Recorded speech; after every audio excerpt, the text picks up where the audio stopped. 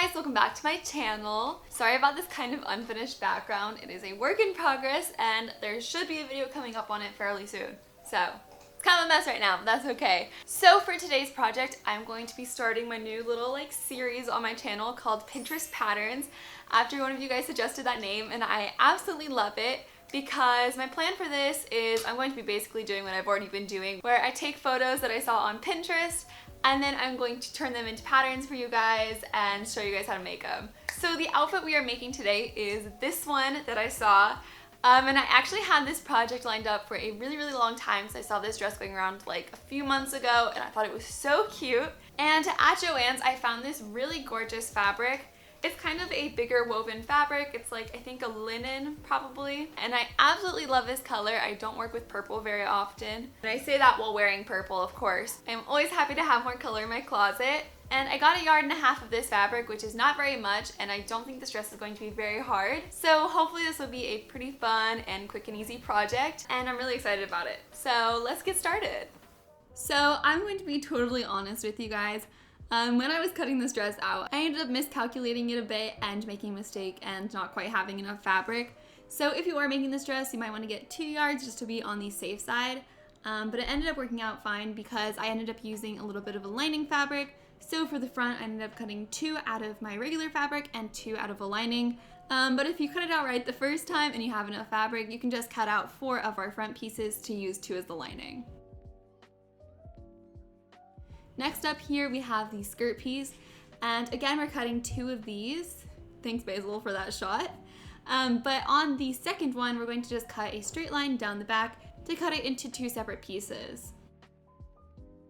And then this here is the ruffle piece, and as you guys will see later, I didn't actually end up using the full 50 inches, but it's always good to have a little bit extra. And then the last little thing I cut out is just some scrap fabric that we're going to use to make ties and straps. Now, before we start sewing, I really quickly want to take a minute and talk about the sponsor of today's video, Scentbird. And Scentbird is a fragrance subscription service that sends you a new designer fragrance to try out every single month for only $17. And they have really big brands like Gucci, Versace, Prada, as well as a bunch of indie brands too, like Heretic and Skylar. And the reason I like Scentbird so much is because honestly, whenever I go to shop for perfumes, whenever I try them in store, it is so hard to tell which ones I actually like because there's just so many smells coming at me at one time.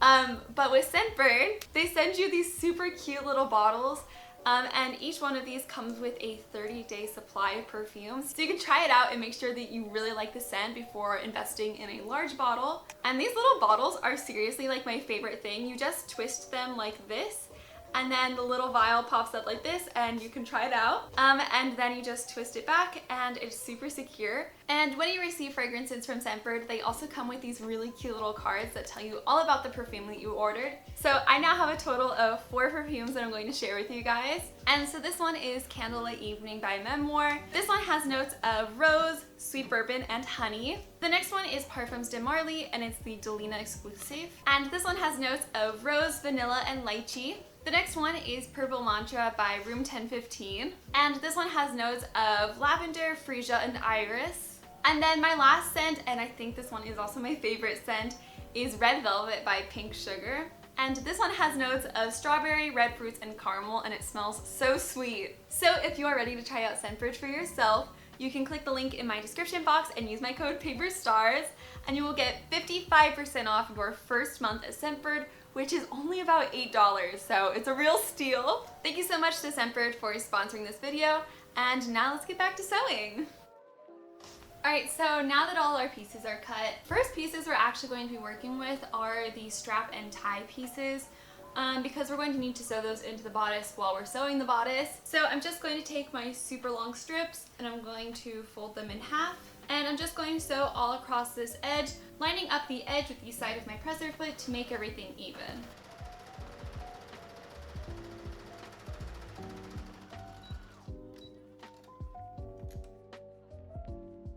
And now that these have both been sewn, I'm going to turn these pieces right side out. And there's a few different ways you can do that. I just have like this little tool that is very broken that I typically use. And I just push it through near the top and then guide it all the way down. But there's a bunch of different tools on like Amazon or Joann's, or you could use something like a thin pencil or a chopstick. There's a bunch of different ways you can do this.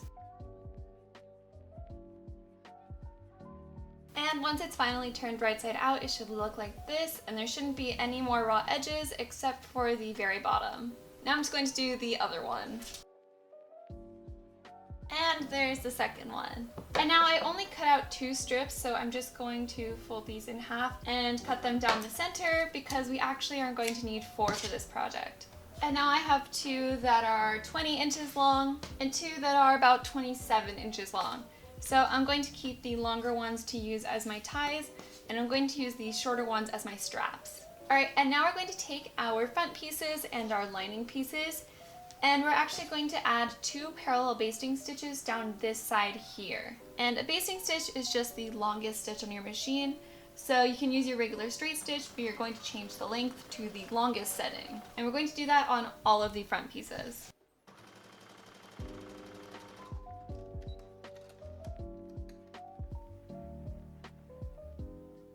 And now that we have all of the basting stitches, we're going to start gathering this piece up a little bit. And the way you do that is we're just going to take 2 of the threads on the same side of the fabric, and we're going to slightly pull on those, and the fabric's going to start gathering up. And this piece originally measures to be about 13 inches, but once we gather it, it's going to be about 9 inches. So we're just going to make sure all of the diagonals are gathered the same amount. And also when I'm gathering these, I'm going to try to kind of angle down the gathers instead of having them kind of sideways, because I think it'll just go better with the rest of the dress. Alright, and now that all of those gathers are even, we're going to start sewing the bodices together. So I'm going to take my 2 pieces and put them pretty side to pretty side, and I'm first going to pin the ruffled side together. And I'm also going to take these straps now, and I'm going to take one of them and I'm going to put it inside between the lining, and I'm going to pin it to this top corner here. And I'm pinning it to this side like this. And we want to make sure that there's enough seam allowance at the top so that when we pivot our foot and go around the other side, we're not going to keep catching it. And now I'm just going to pin the rest of the edges together.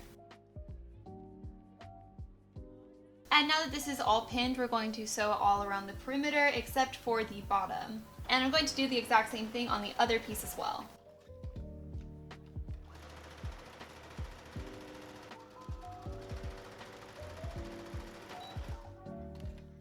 And when you turn it right side out, this is what our bodice should be looking like, and you can go ahead and take out the basting stitches. And there's my 2 front pieces. So now we're actually going to be adding a casing to the top here, and that's where our little ties are gonna go. But we don't really have an opening for it right now. I actually just thought this through, and I was going to do it a like more complicated way for no reason, when actually I think what I'm going to do is I'm just going to restitch this right here and do some back stitches and cut my thread, and then jump, leaving a gap here and starting on the other side and then sewing back down. And then I'm going to seam rip the original stitches out so that we have a little opening there. And I'm going to mark this so that they're both even. So if you haven't sewn around this way yet, I would just recommend sewing all the way down to here and then stopping and cutting your thread, and then leaving a gap and continuing to sew all the way down, because now I'm going to basically do the same exact thing so that I can seam rip these stitches out without it coming undone.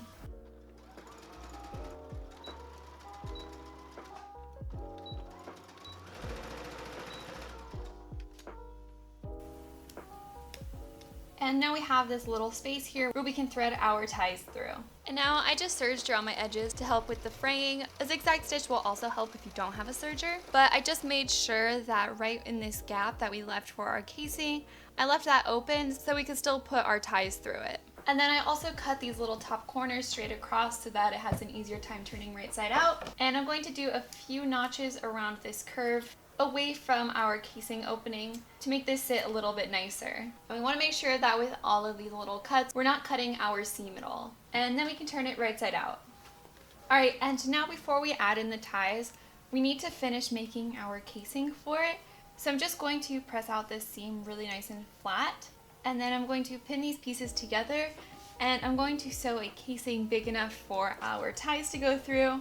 But instead of ending right here, I'm actually going to curve it down and go down this side too. But before we sew it, it's really important to leave a little hole right here. So I'm going to actually start about here and then sew it so we can still thread our ties through. And then we're going to go back and sew it up later. But now I'm just going to stitch this.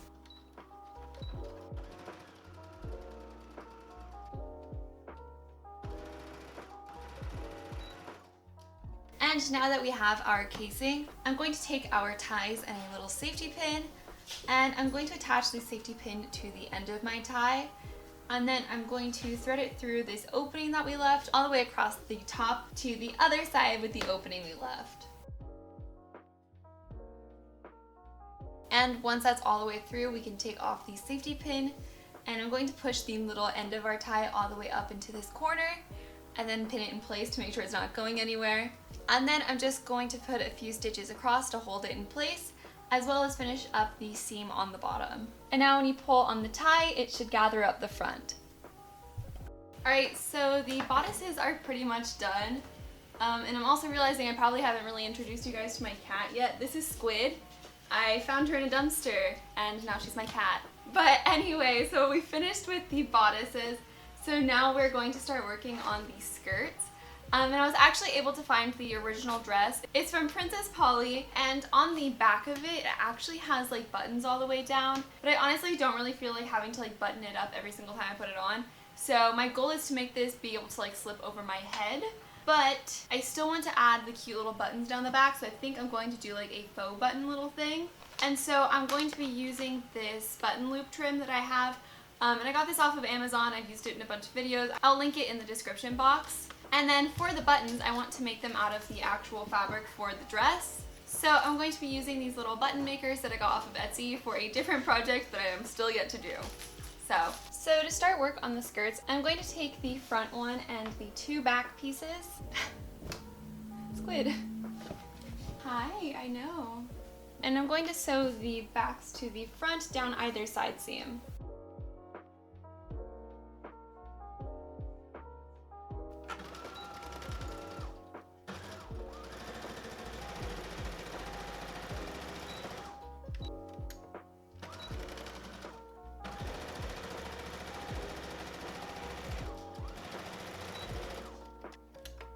And now we're going to have to sew the back pieces together. But before we do that, we're going to add in this little trim like I said. And all of these loops are actually really close together. So I think first off, I'm going to just go ahead and cut off every other one so that we have half as many here.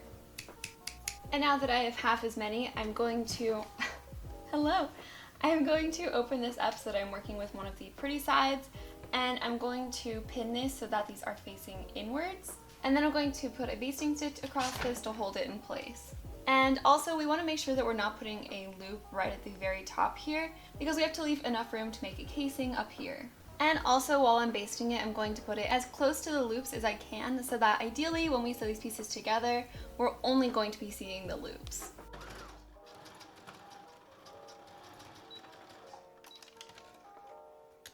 And now that that's basted in place, I'm going to put these two pieces pretty side, pin them together, and I'm going to sew across it, making sure to stitch right on top of the basting stitches that we just put in.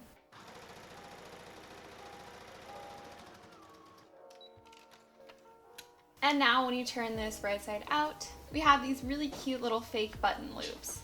And I actually did stitch mine a little bit to the side of my basting stitches to get rid of any of the white in between. And now we're going to cover some buttons. So this package comes with a little size guide to cut your fabric to for each different size of buttons. So I'm going to go ahead and take a piece of scrap fabric and just cut out a whole bunch of these circles. And now that I have some of these circles cut, the way we actually make the buttons is pretty easy. So it comes with this little plastic tool as well as this one, and then it has these shells and these little hook pieces. And so we're going to take this one first, and I'm going to lay it flat on my table, and then I'm going to take one of my little circles and put it in the center of this piece. And then I'm going to take one of my little shells and push that into the little indent. I'm going to use this to kind of push it in there. like that. And then I'm going to fold all of the extra fabric into the button and add one of my little hook pieces on top. And then again, we're going to take this little pink piece, and there's actually like a little divot in the center here. So we're going to put that over the little hook. And I need to stand up to do this because we have to push really hard to actually latch them together. This fabric's a little bit thicker than the last one I used, so I think that's why it's struggling a little bit more than last time. And once it's all latched together, you can just go ahead and pop it out. And we have a little cloth button that perfectly matches our fabric. So I'm just gonna go ahead and make 7 more of these. All right, I found a little trick. So if you line everything up and then take a hardcover book and use it to smush it down, it is so much easier. All right, and there are all of my buttons. So now I'm just going to sew them on inside of those little button loops to make them look real. The only one I'm not going to do is the very top one, so we can still sew around the top without any problems later. And I'll just save that for like the very end of the dress. Oh, and you're probably going to want to serge around all the edges of the skirt before we sew on the button, because once they're on, we're not really going to be able to do that anymore.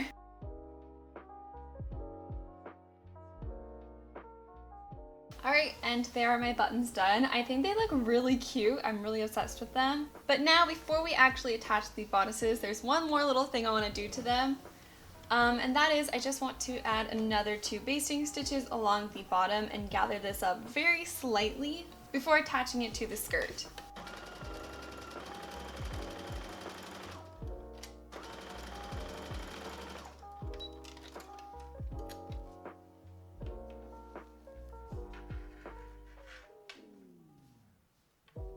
And now that those are all even, we can bring our skirt back in. And I'm going to find the center on the front. And I'm going to take either of our bodices and start pinning them to the skirt, making sure to line up the centers first. And I'm going to place them a little bit farther down than we normally would to give a little bit more seam allowance on the skirt, because we're going to be using that to make a casing for some elastic. And I left a little gap between the 2 bodices because that's how it was on the original. And now I'm going to keep just pinning this around the way that we were, giving that extra seam allowance. And now I'm just going to sew that from one end of the bodice all the way to the other.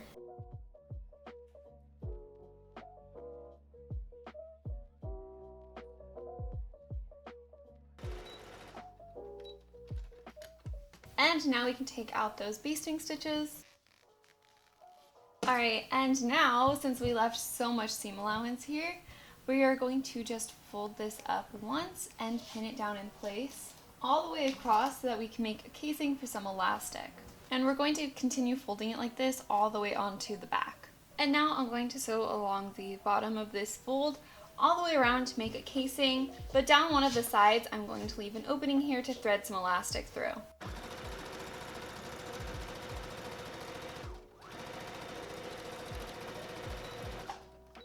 And now before we add in our elastic, I'm just going to serge across this raw edge here. But like I said earlier, a zigzag stitch would also help. You know, I think I'm actually going to use a zigzag stitch because honestly my serger isn't able to get as close as I want to that seam. And then after that is all done, I just took a little piece of elastic that fits around my waist, and I'm just going to thread it through the casing through the little opening we left.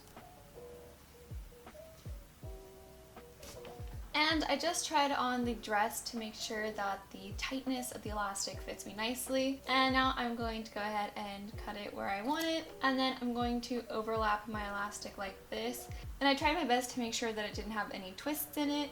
And then I'm going to just add some zigzag stitches across this to keep them together. And then I'm going to push all of the elastic in. And then just finish stitching up that little opening we had left. And now the last thing we have to do to the top of the dress is attach the bottom of the straps. So again, I tried it on and marked out to a length that they fit me comfortably. And I'm just going to cut them, leaving a little bit of extra. And then I'm going to attach them just slightly to the side of the end of the front pieces. So about right here. And to get rid of any raw edges, I'm first going to actually sew them with the raw edge facing up. And I'm going to sew it along the same seam that we used to make our elastic casing. And then I'm going to just push this up, and I'm going to do a few more stitches across the top edge here. And now we don't have any raw edges, and the strap is totally attached. And there are the finished straps. And now we just have to finish up the bottom of the dress. And the original design had like a finished edge here, and then some cute little added ruffles on the bottom. So that's what we cut out these extra pieces for. And so for the ruffles, usually I would be sewing these into one big loop by sewing either of the side seams together. But I'm feeling kind of lazy today, so I'm going to show you guys how to do a kind of easier ruffling technique. So right now I'm just going to be sewing them together down one of their sides to make them into one long piece.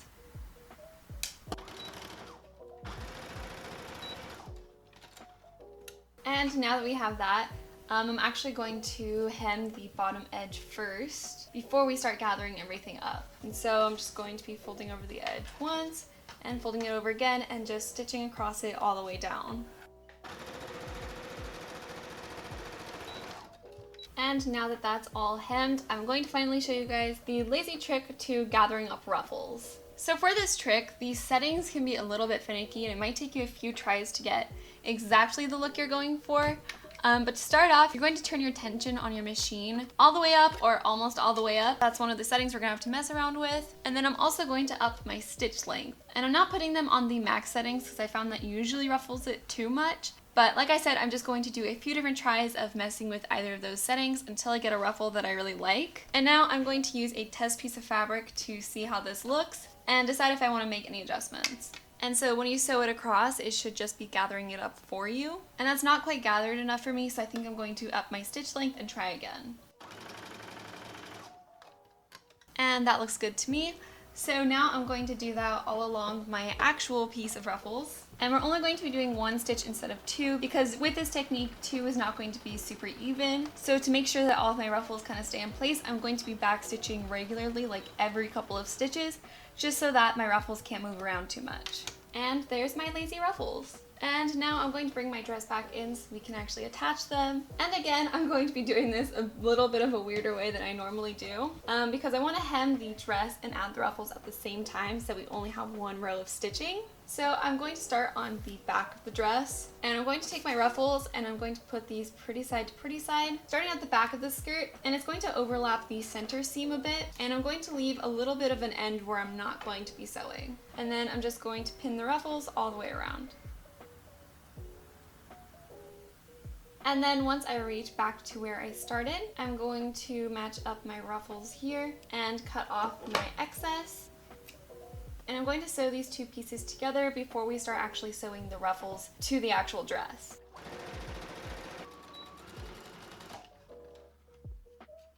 And now we're just going to sew the ruffles down all the way around.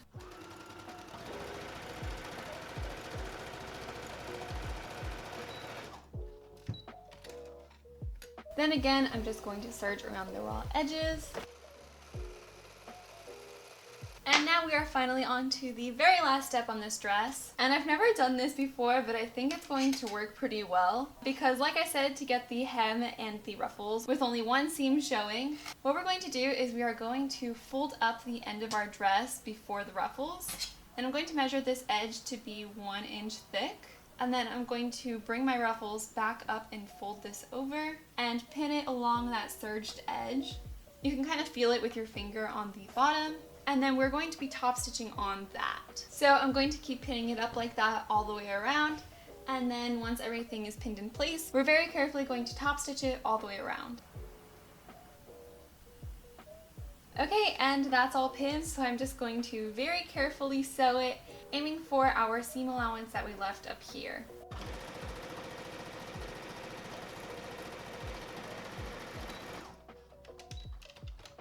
Alright, and with that, this dress is totally done.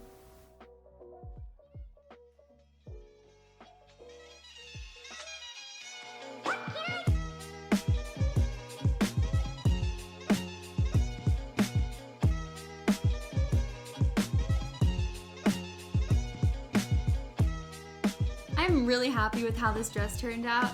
It ended up being just what I wanted, which is just one of those really light and easy dresses that you can literally just throw on for summer when it is way too hot to be wearing anything else. which is exactly what I need right now because it has not been like under 100 degrees in like what feels like 3 months.